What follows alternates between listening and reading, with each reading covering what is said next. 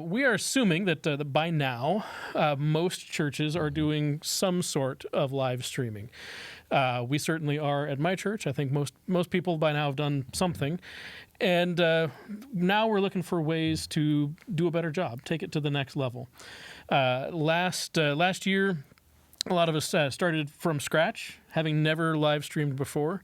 Had to throw something together with whatever resources we had available. But guess what? Live streaming is not going away. So we're going to be streaming for a long time, and we want to do it as well as we possibly can. Let me introduce you to my friend here. This is Kent Morris. Kent is a 40-year veteran of the worship production world. The first time I saw him was at we figured out it was at a Promise Keepers event in Dallas, Texas, somewhere in the mid-'90s.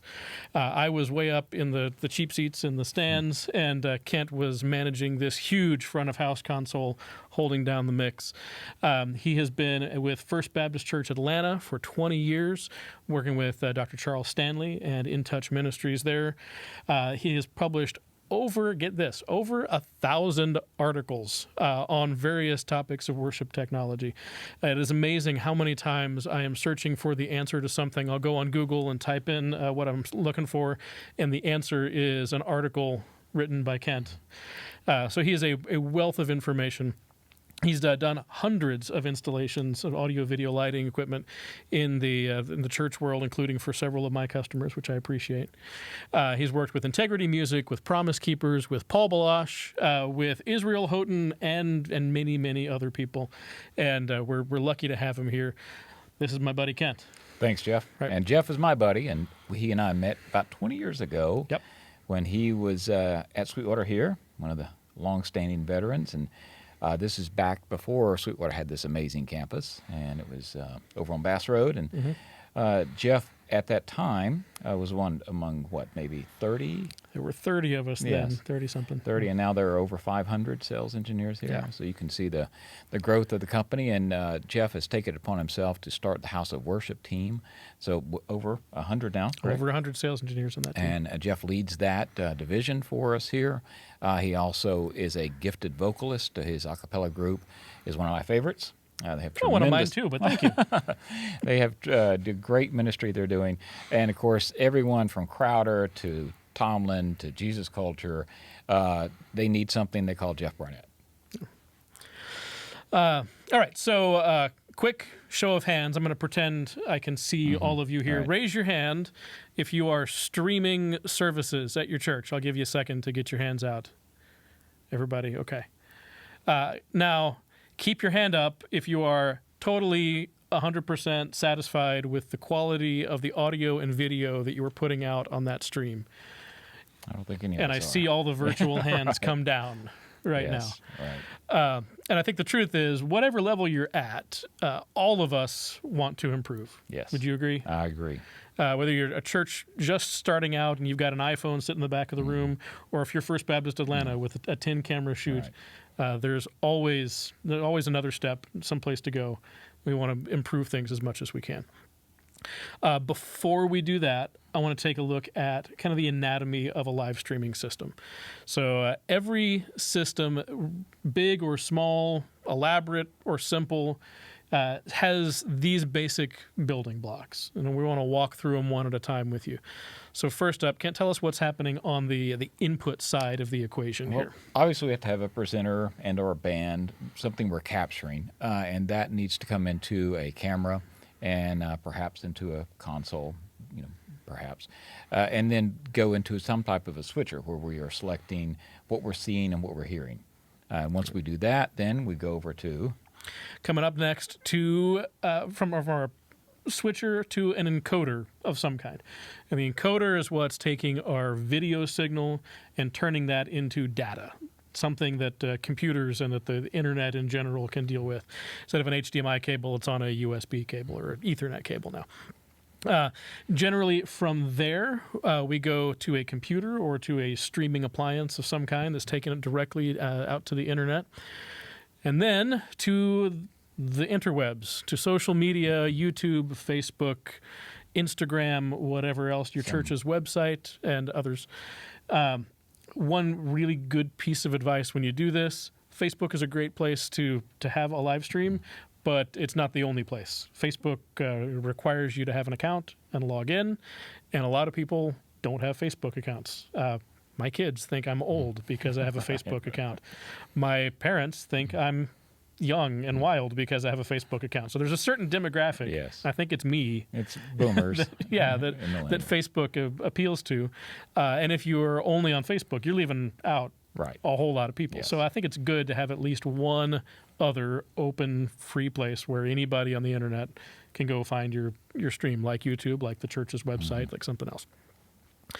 Okay, so that's kind of the 10,000-foot view. Right.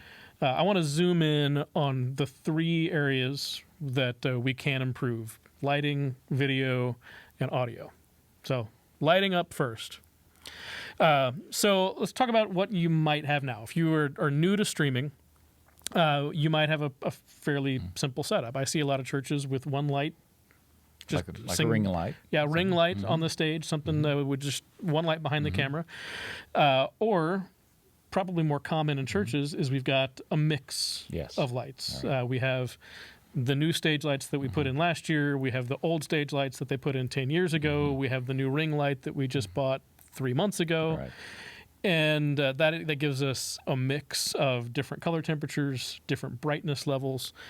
Things can look uneven across the stage. We have light areas and dark areas, and we have some areas that look a little more blue on camera and some that look a little bit more green or orange on camera because our colors aren't balanced right. So how could we improve? What are some things we could do to make that better? One of the first options, as you alluded to, is just this menagerie of lighting types that we have. I like that, the lighting menagerie. It is often. And as you often say, the human eye-brain combination is very smart, and a camera is very dumb. Right. And so we are able to look across the stage and assimilate different types of lighting into a whole, and we know that as the pastor walks across, that even though we see it growing from a very bluish white to a very orangish yellow, our brain and eye are able to compensate for that. The camera, looking at one or the other of those, does not. And so there are 2 disparate images that are shown, and then when we switch cameras, it looks like we changed rooms. We're trying to avoid that. So some things we can do is, the first part is 3-point lighting, which we'll cover in some great detail in a moment. But the white balancing, that can be as simple as getting a white cardboard piece and putting it up to where the pastor is going to be, or the worship pastor, and then taking each of the cameras and then taking the white balance off of the auto position to the manual position, and then working among those 2 or 3 cameras, whatever the setup may be, to get it so that the white is relatively similar among those 3. Yeah, we want it so as you switch from one camera to the next, you don't notice that the pastor just turned green. Yes. Right.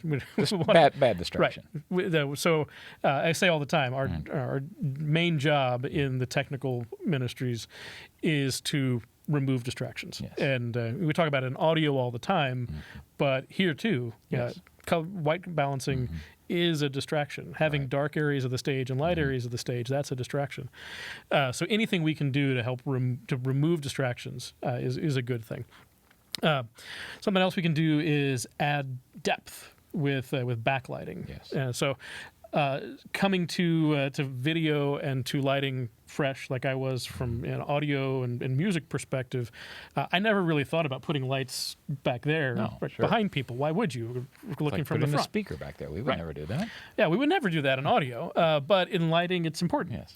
So we've got a light behind us here that's just shining up on the wall. We've got a couple of these rear lights that are shining behind us, and that adds a sense of depth. So Kent and I look like 3-dimensional human people and not cardboard cutouts.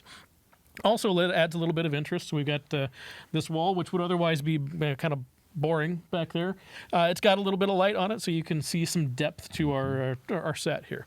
And same thing on a stage. You got a rear wall. There's something going on there that's interesting. Let's light it up and add a little bit of depth to the stage. So here we have some examples. Kent, let's walk through these 3 churches here and look at what is right and wrong. By the way, pictures came from the internet. If any of these pictures are of your church, I apologize. We're not trying to pick on you personally, but these are just some pictures of lighting examples I saw. And so let's talk what's good and bad here. So you can see in the very first one on the left there, a very white environment, white walls, a lot of reflectivity going on, and so it may be difficult in that situation to not to have things what we term blow out. That would be if we have the pastor up there and then it's just illuminated so greatly around him or her that you can't make any detail. Right. So the cameras have to compensate. We have to bring those down, and it may be better to see if we can get that energy, that light energy, down to a more manageable level. Right. And remember, people are smart, cameras are dumb. Or done. So all of that light coming into the camera is just going to confuse it, and you're not going to see detail. What could we do in a situation like that would improve things? We could probably just look at a number of things. Well, obviously, it's reducing the overall level, and not so much that we would create a problem on the stage, but then perhaps introducing some color. Now, we can see in the second photo there, it's kind of the antithesis of this environment. Right. So we have a very warm, inviting situation, but on camera that's probably going to create some issues. We have a lot of light and dark areas. The screens probably look great versus the first one where the screen may be washed out. But on camera we may have that bright screen area, then we move into a darkened area, and the camera has to make some sense of that, and it takes a moment. Again, there's our distraction. Right. Yeah, if I'm watching the stream from the second church, the one up there on the right, I would probably be wondering what's happening in the shadows back there where we've tucked. It looks like the drummer is back there in the dark corner. Right. It's probably the best place for a drummer. Sorry, drummers. I'm kidding. But there's a lot of light in dark areas, and those shadows, again, that's another distraction. What do we see in the bottom right there? In the bottom, we have that light and dark, and it looks great with the columns that are darkened against the lighter background. But again, as the person moves across that stage, we may run into some issues there. And we also don't have any, assuming in that situation, let's say change the color palette for the speaking pastor, we're not going to have a lot of depth, and it's going to feel very flat. So we're trying to create some depth to it and not have it be a cardboard cutout of the pastor. Okay. So talking about adding depth, the standard way we do that, this has been the go-to in the lighting and video and film industries for a long, long time, and it's the three-point light. So the idea of the three-point light is that we've got a key light. That's our main light, lighting the subject from the front, and we've got a pair of fill lights in this case, or we have a pair of key lights and one fill light in the back. So those rear lights are important to give some roundness to the shoulders and to the head. We call them hair lights because you can kind of see, well, you can on Kent anyway, not on me, but you can kind of see that there's some hair there.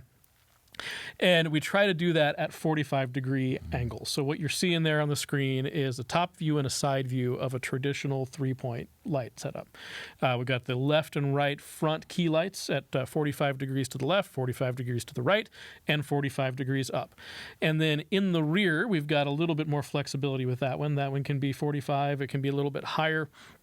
We can use one light. We can use a couple of lights like we have in this video setup here. Also, I found that those rear lights are a really good place for traditional churches and more liturgical churches to add some color. Exactly.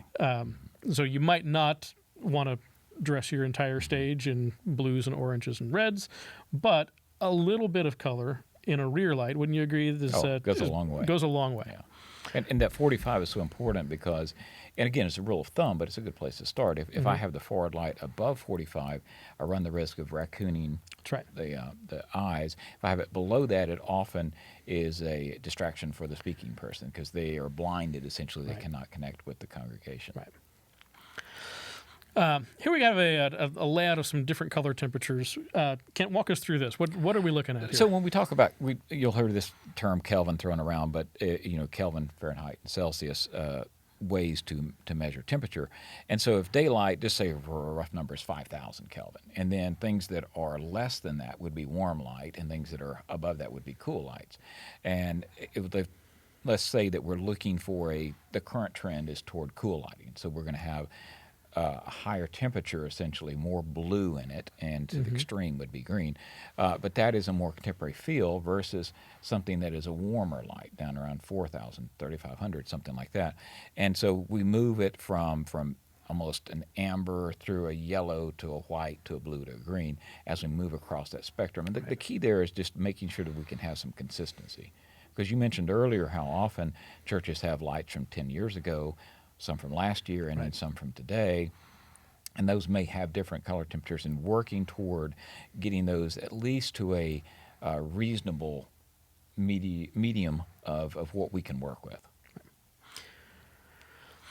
All right, a few more examples. So here in the left-hand side, tell me what we've got, Kent. What That is well lit. You can see there's no lighting distraction in the sense that the speaking pastor at this point is lit from the front.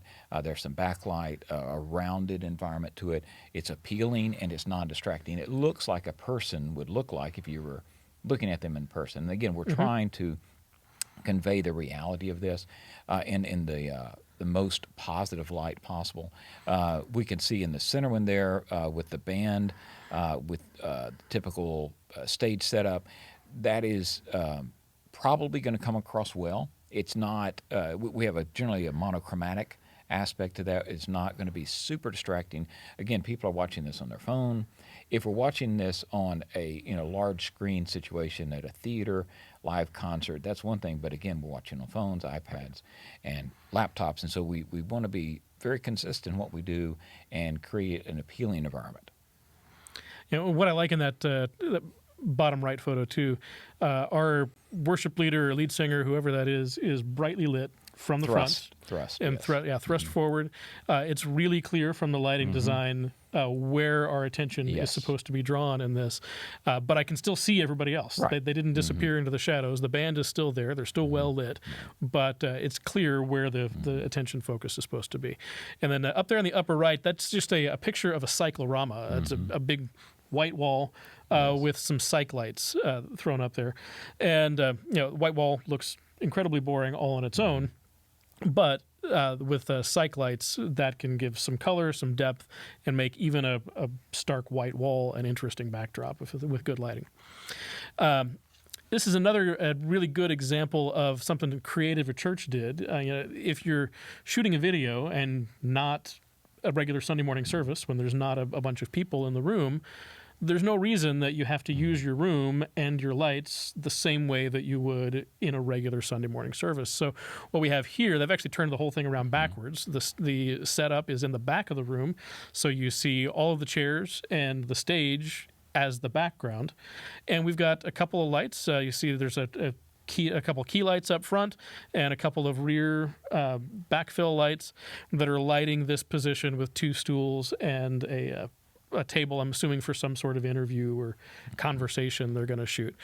And so it's really good use of their space. They've got a very interesting backdrop, good lighting in the front, and they're not trying to treat it like a church service when it's not a church service. Exactly. Okay, so that's lighting. The next thing we're going to work on is video. If you've got your lighting right, how do we improve what we're capturing and putting out on the video side? The first thing, obviously, is cameras. We're going to, whatever we're doing has to be captured by something. When you're starting out streaming, a lot of people are using a handheld phone, just an iPhone or some other smart device like that. Or we've rummaged around in the back and found a handheld camcorder, stuck that up on a tripod, and we've got a handheld camcorder that we've repurposed to shoot our live stream. And most of the time we're doing that in standard definition because that's what the old camcorder was shooting in. I've seen also a lot of churches that are sticking with one unmanned camera, stationary shot in the back of the room, and we're trying to make the stream look like what you would see if you were just standing in the back of the sanctuary, which is great to have a wide shot to establish what the room looks like and what's happening there. But when you're watching that live stream, and remember, most people are watching it on a phone or a screen that's this big, and the pastor is that tall in the center, it's really hard to pay attention to that, right? That image needs to go somewhere. Right. So examples of things spotted in churches here. And again, everybody starts somewhere. So if this is similar to your setup, we're not saying you're doing it wrong. There are always ways for any church to improve. So the smartphone, the handheld camcorder, I've seen security cameras that have been repurposed and used for this. And all of those things are better than not streaming at all. So if that's the way you get up online, then great. What if we want to take it to the next level? How can we do that? Well, one of the biggest issues churches run into, especially in this pandemic / post-pandemic environment, is getting enough physical bodies, enough volunteers in to man each of the positions. So if we have to have a person on every camera for every service, that can be taxing. However, a PTZ or a pan-tilt zoom remote camera is often a solution in the sense that I can put this up and it moves just like a mover light. We can have control over the pan, left to right, the tilt up and down, and the zoom in and out, and be able to control, say, 2, 3, or 4 cameras from one position back in the control booth. And that has been a lifesaver for a number of churches as we get back to fully staffed and located positions. However, even if we're still utilizing human operators, then we definitely want to look at upgrading the cameras typically. And the sense that we get questions all the time here at Sweetwater, such as, hey, we're doing everything, and we bought this mixer from you, and every time that we put something purple up, it comes out blue. If we put it up, even anything within the spectrum always renders to blue. Well, that is a function of the camera. And unfortunately, cameras, even though they've progressed greatly, still have a number of issues in the lower cost environment. And so one thing we look at is being able to get that camera to have a sensor that is able to pick up a broad range of color and light and do so and render things properly. Again, we just don't want a distraction. Doesn't mean we need to go out and spend tens of thousands of dollars per camera, but we do need to be able to get a camera that at least does render what is going on in the room. Second part of that is being able to look for something we call an SDI output, which is a serial digital interface. Most cameras will have an HDMI, high definition multimedia interface, which we're all familiar with from our home theater environments. The issue there is that those are consumer protocols, and as consumer protocols, they have this thing called handshake compliance, or HDCP, and it means that they are looking for each other to talk and make sure that we're not pirating things from the movie studios. Right. And the problem with that is that the image will just disappear, and then it comes back, and then it disappears again. And so HDMI has a short length, all these kind of things. So we either have to take that and through HD-based-T or other means raise that level up, transfer it a long way, and bring it back down. One of the easiest things to do is simply change that over to HD SDI, and that's a typical BNC type connector, single plug-in coax, and it locks in position. That is a pro-grade, if you will, use the term, interface, and allows us to be able to run a camera 100 feet with no issues. Sure. And then the last thing looking at on this part of it within the camera is the optical zoom, because we often have to put the cameras toward the back of the room so we're not distracting people as they're looking toward the platform. But that means that we need to reach out then visually and capture that image. And you mentioned the establishment shot at the back of the room. Well, once we do that, then I need to see the pastor up close. Again, you mentioned the small screen, so because that screen is small, the image has to be brought out within that, and we need to be able to have enough zoom capability, not in the digital domain, but in the optical domain. That is what the glass is actually doing.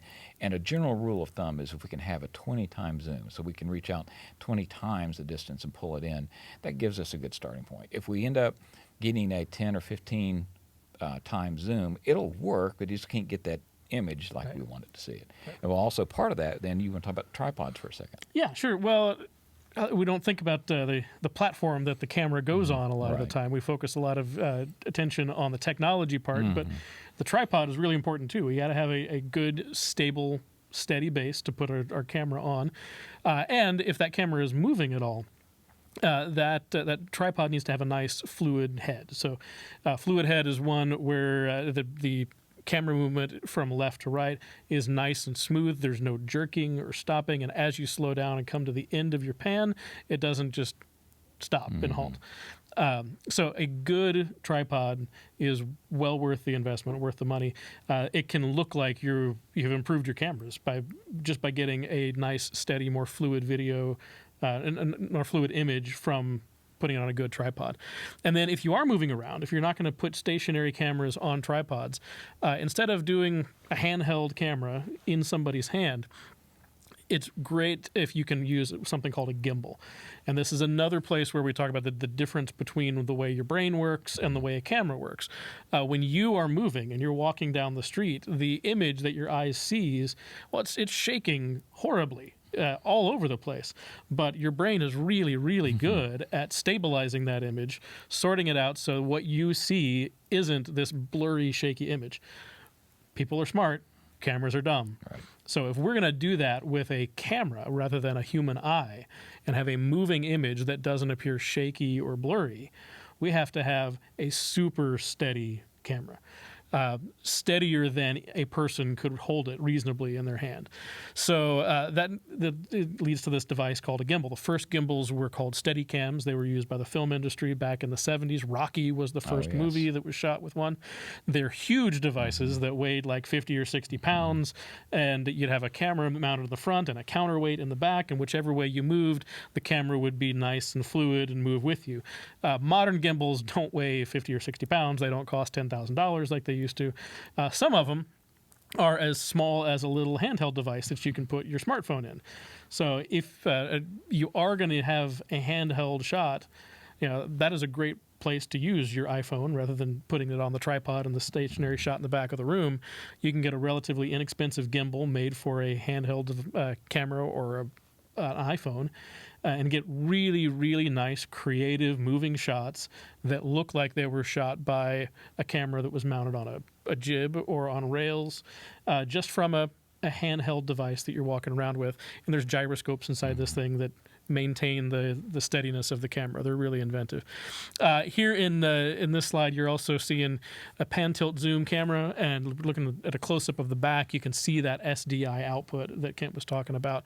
That is a BNC. If you've never used a BNC, it's a twist lock connector. So you put it in, you twist it to the right, and it locks in place, so that can never come out without some intentional twisting behind it. Very much unlike an HDMI connector where you sneeze and it comes out, or a good stiff breeze comes by and it'll unplug your HDMI connector. Position. Yeah, well, and many times I have taped connectors to my computer or to a camera to keep them from coming out. This is a picture that you're familiar with, Kent. Why don't you tell us what's going on here? That looks very familiar. That's First Baptist Atlanta, and I just mixed to the right of that third camera. That's cameras 2, 10, and 3. And then above there you see that grid. That's a 400-foot long trolley, essentially, that a camera rides on, and that's the control cable for it. And so when you see Dr. Stanley, when he first comes up and we move the image around from left to right, or we get an extreme shot off for the choir during a special, that's all being utilized there. And again, that ministry was set up, and everyone thought when the pandemic hit and we had to shut down that we would be good at this. Well, we were terrible at live streaming. We're great at broadcasting. But broadcasting, we shoot it, we have 30 people involved, and then they spend an entire week editing every aspect of it and put this perfect thing out to all the TV stations. But when we're live streaming, it's real time. Right. And that was something we had never done. And so making that transition for a broadcast team was quite disruptive. In fact, as disruptive as starting from scratch for a small church. So we understand the pain. And what we're doing in this class is moving forward to say, okay, we've been able to at least accomplish the goal of getting these things out here. Now let's move to the next level. And as wonderful as the ease of entry is for someone watching a live stream, so you can literally just pull it up instantly. There it is. You're at home. You watch the service. You're engaged. But you can also exit just as easily. And that is the key differential that we're considering today, is that we're not competing against the church down the street. We're competing against Passion City and Bethel and Hillsong and FBA. And so not that we have to be that level of production, because production doesn't save people.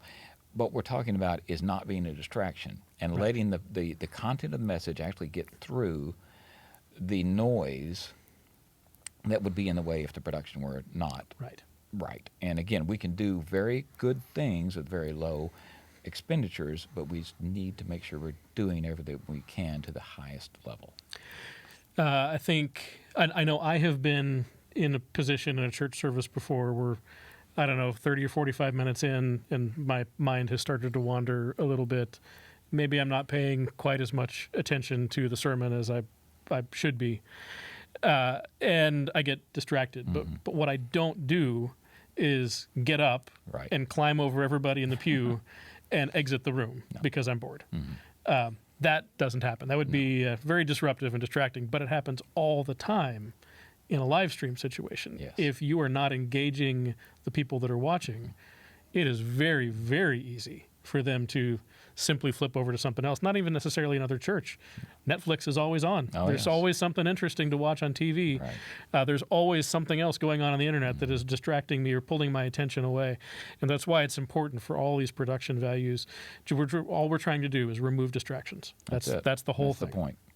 All right. So after the cameras, the next step is the switcher. I love the switcher. I love this homemade switcher. If you Google image search video switcher, this is one of the first things that comes up, and it kills me every time because I have seen churches use things that look an awful lot like that handheld switcher. You and I have built things like this. I have built things like this. And I was proud when I built that. So, and I guarantee you, whoever built this video switcher is proud of his or her work. And as they should be.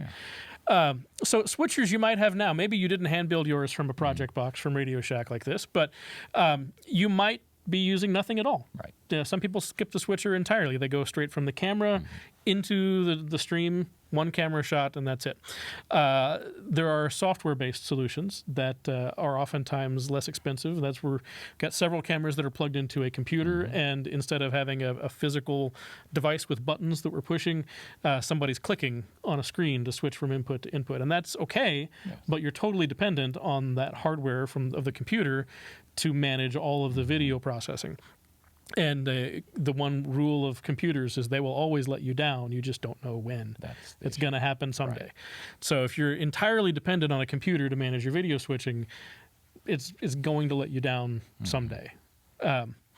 You might have an entry-level push-button switcher, maybe not quite as entry-level as this one, but something that was designed for a presenter situation with multiple video inputs going to a projector, or maybe something that was made for home theater setup. Something made for the living room, not for a professional environment. So here's some examples. The most popular software switcher out there is from Blackmagic. And again, nothing wrong with it. We've used this same system at Sweetwater from time to time. But it is entirely computer-based, so it has the potential to let you down.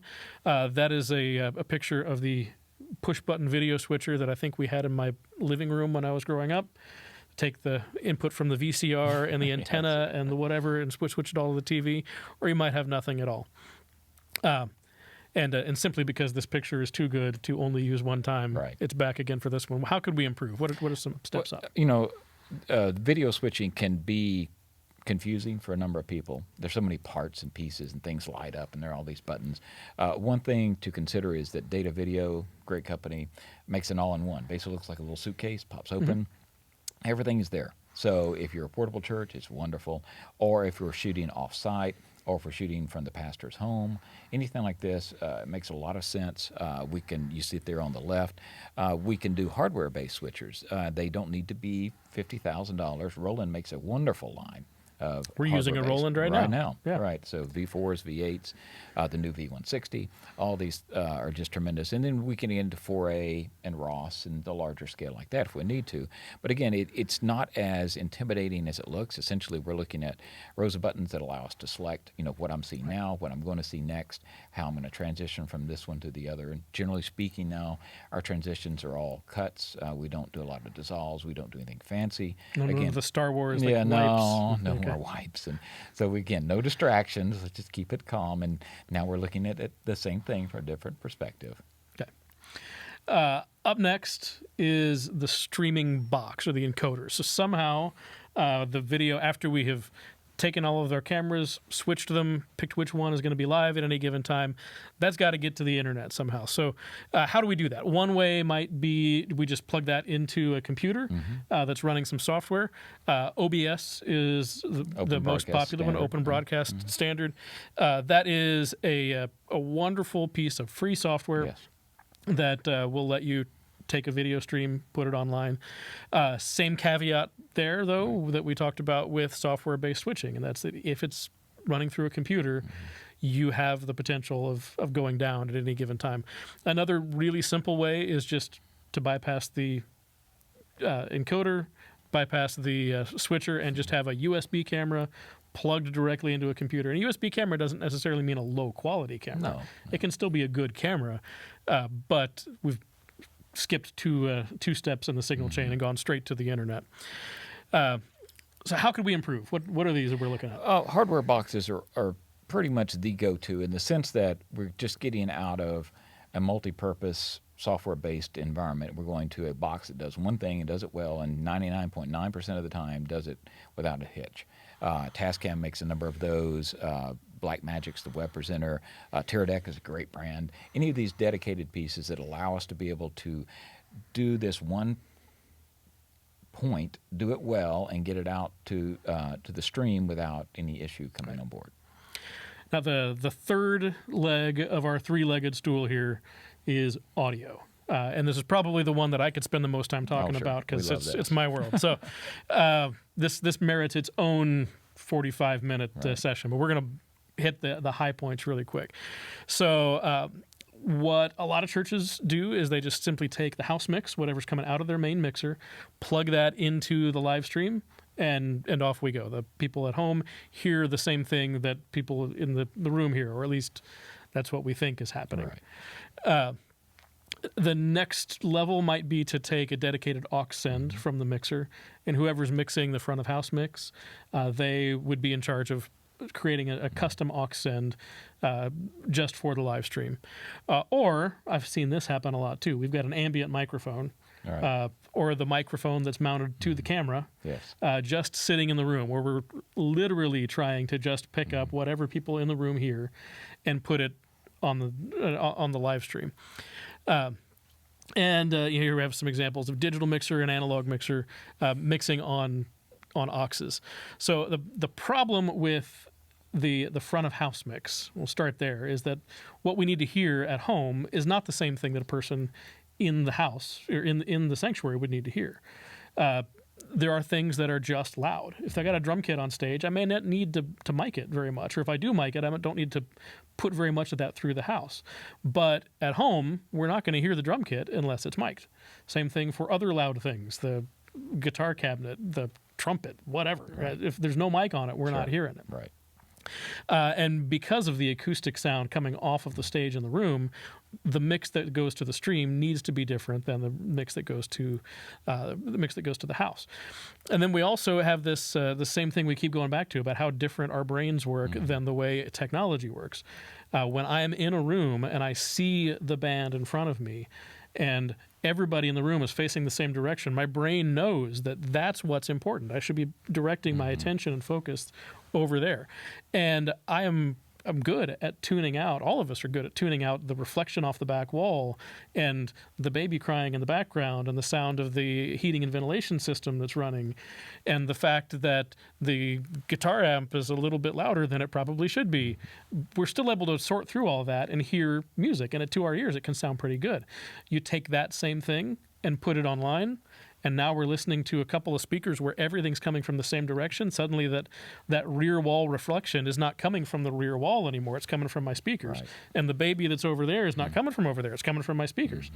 And so my brain all of a sudden has a much, much harder time sorting out what's important and what's not. So the quality of the mix in the live stream becomes really, really important. We have to make up for the fact that we don't have that natural tendency of our brains to pay attention to what we should be paying attention to, right? Right. So we have to find a way to get that mix to be a separate environment. Right. So that we can, as you mentioned, do a pre-fed aux send, and that does work to some extent. But again, that it would be typically done off of headphones, and headphones are not the same thing as laptop speakers. So the right way to do it is to make it separate. Now, in analog world, it's a simple split. We can make that work. Digital world, it gets more complicated, but if we can get the separate mix off to a separate room and have someone mixing for the live stream, and again, not a tremendous investment, but it's a reasonable investment. Right. If it can be, in whatever brand we have in our digital audio environment, another control surface for that, utilizing the same mic pre's if we have to do that, and then we can use digital trim between the two sides.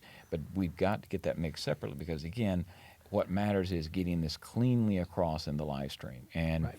The audio is perhaps the most important aspect, especially when it comes to the sermon portion of the service, being able to get that clean and clear and being able to have it be appropriate for what the audience is hearing. And most churches are not have not been focused on the live stream until the pandemic, because you might have had, say, 300 people in the room and 50 people who, for whatever reason, were not able to physically be there, and they were that audience on the live stream. Now it is maybe 300 people in the room and 3,000 people in the live stream. So 90% of our congregation isn't there. So that makes them really important. And so I want to be able to resource that area to get that live stream proper, audio, video, and lighting. So the practical ways to do that, you mentioned get the person who's mixing that, get them out of the room, have a dedicated space, repurposed office, someplace that's not in the sanctuary, so they're not hearing what's going on in there. They're only hearing the mix that they're putting together. The practical things there, if you got a digital mixer, it probably makes sense to just get another mixer that's in the same digital family as the one you already have. A lot of mixers have personal monitor mixers. Yes. Like Behringer has the P16 line, Allen and Heath has the ME series. Something like that in a pinch can work for a low-budget way to mix a live stream. And then one other piece of advice I always give live sound engineers who are mixing this for the first time, mixing for the live stream.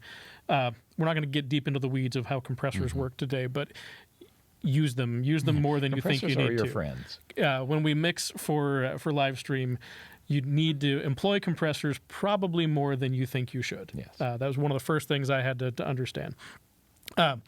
So we're not the only people that have mixed live events. No. There's a whole industry that mixes live events and does it really well on a regular basis.